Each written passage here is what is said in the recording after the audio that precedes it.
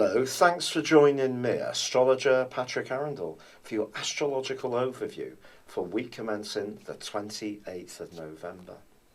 With the sun still making its way through the sign of Sagittarius, that's all about having an appetite for something different and new and exploring new possibilities.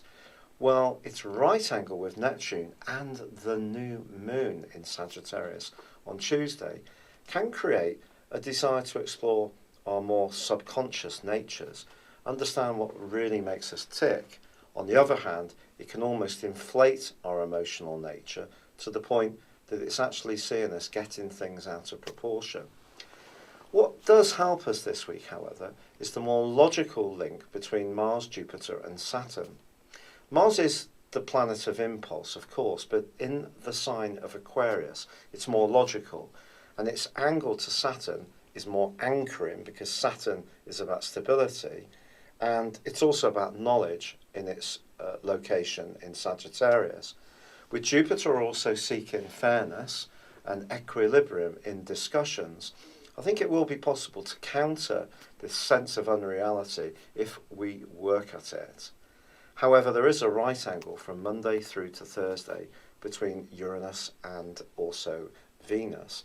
In a relationship context, if you do find yourself having a discussion with someone and one of you does tend to be more emotional and the other one tends to be a bit more of a black and white person in terms of how you view things, that could cause some tensions.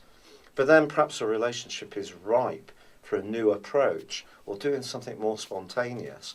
If you're footloose and fancy free, you may be drawn to someone with rather a mysterious allure, but whether they're really right for you long term is another matter.